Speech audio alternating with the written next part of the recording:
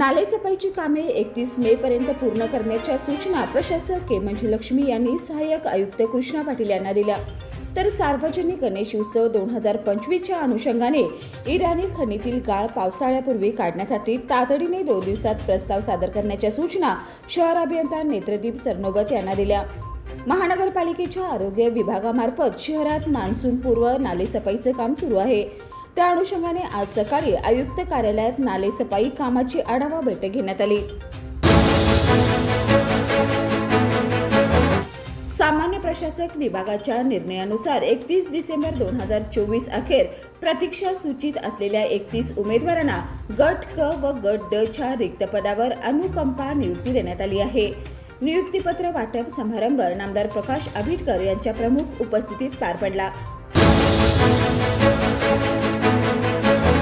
जनसुरक्षा विधेयक मागे घ्यावे, गॅसचे वाढलेले दर कमी करा, स्मार्ट वीज मीटर सक्ती रद्द करा या व अन्य मागण्यांसाठी आज कागल तहसीलदार कार्यालयासमोर मार्क्सवादी कम्युनिस्ट पक्ष कागल तालुका कमिटीच्या वतीनं निदर्शने करण्यात आली। आज डाव्या पक्षाच्या वतीनं राज्यव्यापी आंदोलन करण्यात आलं। त्याचाच एक भाग म्हणून कागल तालुका मार्क्सवादी कम्युनिस्ट पक्ष कमिटीच्या वतीनं विविध मागण्यांसाठी निदर्शने करण्यात आली।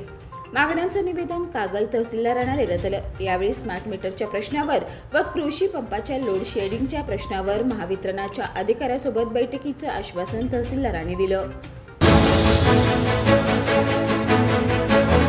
कोल्हापूर दक्षिण विधानसभा मतदारसंघातील कनेरीवाडी येथे मुख्यमंत्री ग्राम सडक योजनेतून कनेरीवाडी कमान ते अक्षदा हॉल या मुख्य रस्त्यासाठी 1,27,00,000 रुपयाचा निधी मंजूर झाला असून या रस्त्याच्या कामाचा शुभारंभ आमदार अमल माडिक यांच्या हस्ते करण्यात आला। कसबा बावड्यात विनापरवाना तमाशा कार्यक्रमाचं आयोजन करून शांततेचा भंग केल्याप्रकरणी शाहूपुरी पोलिसात आयोजकांवर गुन्हा दाखल झालाय।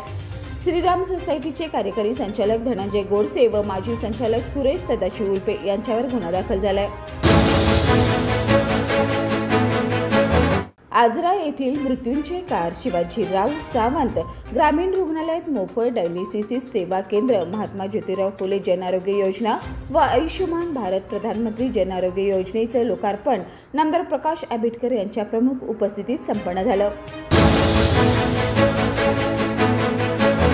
मोहामेडन एज्युकेशन सोसायटी संचलित नेहरू हायस्कूल व ज्युनियर कॉलेज कोल्हापूर येथे वार्षिक क्रीडा महोत्सव व बक्षीस समारंभ मोठ्या उत्साहात पार पडला। या कार्यक्रमाचे प्रमुख पाहुणे म्हणून उद्योजक IAS बागवान उपस्थित होते। त्यांच्या हस्ते विजेत्या विद्यार्थ्यांना बक्षिसाचे वितरण करण्यात आलं। राष्ट्रीय वंध्यत्व निवारण जागरूकता सप्ताहानिमित्त कोल्हापूर महानगरपालिका व Siddhagiri Janani IVF test tube baby centre यांच्या संयुक्त विद्यमाने गुरुवारी दिनांक 24 एप्रिल 2025 रोजी सावित्रीबाई फुले रुग्णालय येथे शिबिराचं उद्घाटन संपन्न होणार असल्याची माहिती कोल्हापूर महानगरपालिका येथे आयोजित पत्रकार परिषदेत सिद्धगिरी जननीच्या प्रमुख डॉक्टर वर्षा पाटील यांनी दिली।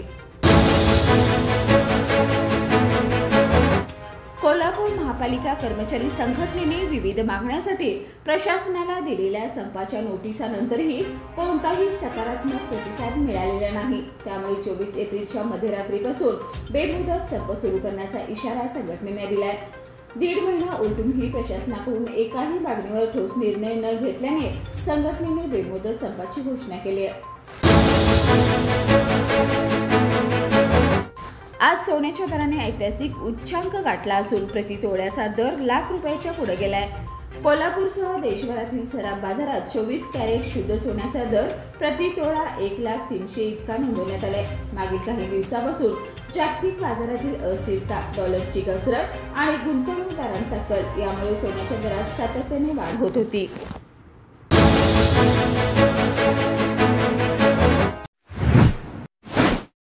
बाळ, फ्रीजमधून श्रीखंड काढ ना। आम्ही पूर्वी घरीच बनवायचो श्रीखंड, त्याची चवच वेगळी होती। आता काय सगळं रेडीमेड।